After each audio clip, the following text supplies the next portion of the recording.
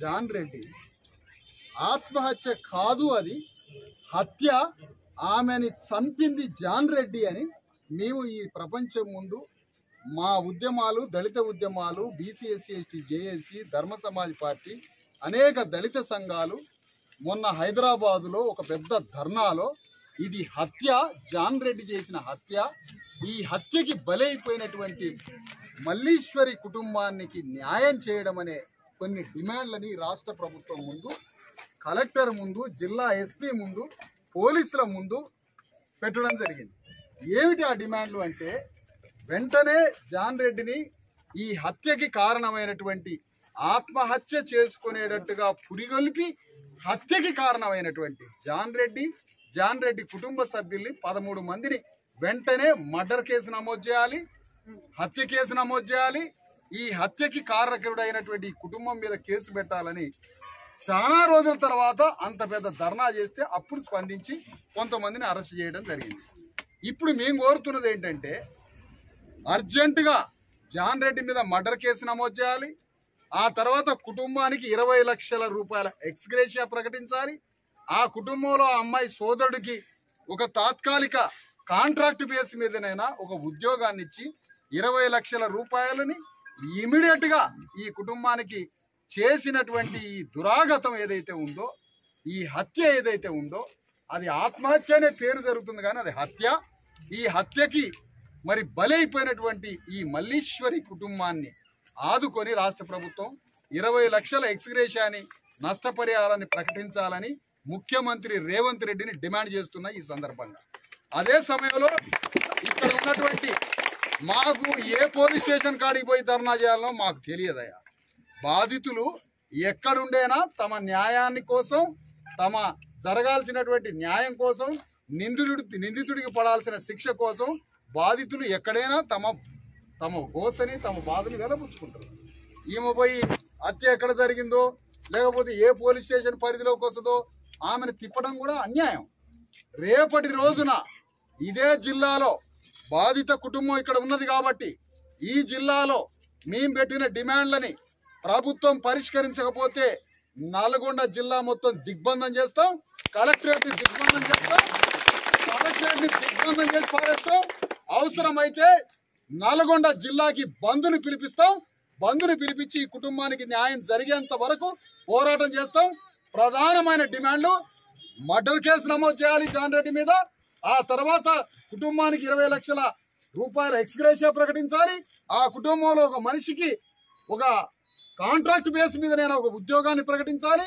వెంటనే స్థానిక MLA, MP Jana Reddy మొత్తం వచ్చి క్షమాపణ చెప్పి మా బంధువర్గమే చేసిన ఇది హత్య అని ముక్కుకు నేలకు రాసి ఈ కుటుంబం దగ్గరకు వచ్చి ఈ కుటుంబాన్ని పరామర్శించాలి.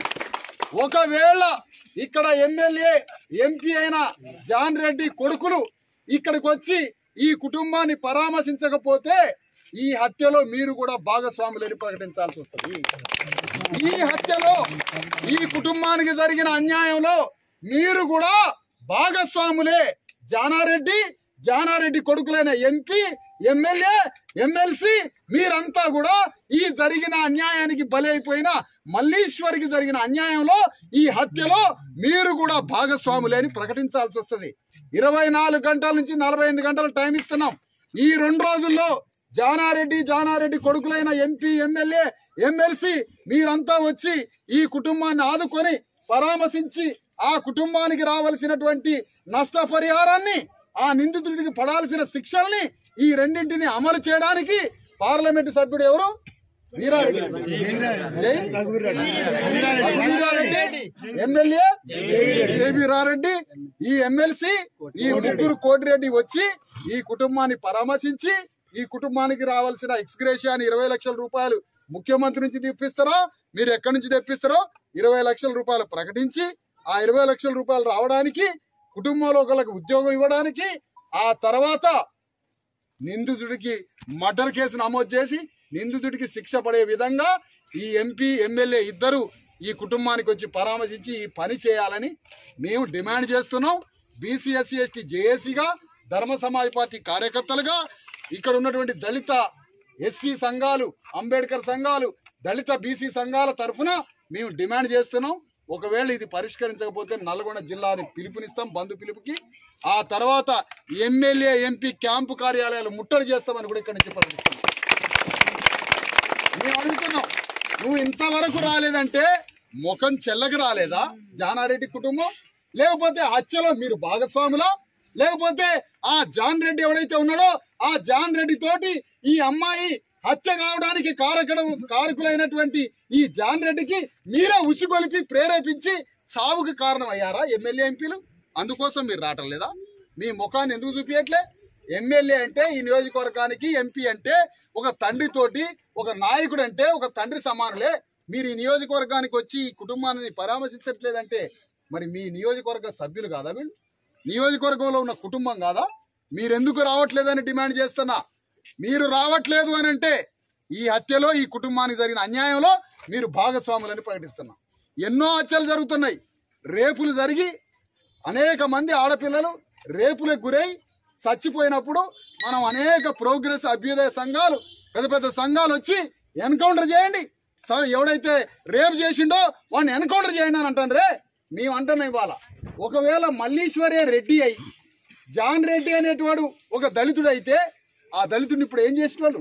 పోలీసులు ఎమ్మడే ఎన్కౌంటర్ చేసి చంపేటోళ్ళు. మేము డిమాండ్ చేస్తున్నాం ఎస్పీని, మేము చేస్తున్నాం పోలీసుల్ని. మీకు అవకాశం ఉంటే జాన్ రెడ్డిని ఎన్కౌంటర్ చేసి పారేయమనుకుంటున్నాం. జాన్ రెడ్డిని ఎన్కౌంటర్ చేసి అనేక మంది రేపులు జరిగినప్పుడు వాడిని ఎన్కౌంటర్ చేయి, వీడిని ఎన్కౌంటర్ చేయి. ఆ క్షణానికి జరిగిన రేపుని పట్టుకొని ఎన్కౌంటర్ చేయమన్నప్పుడు మా అమ్మాయిని ఏళ్ల తరబడి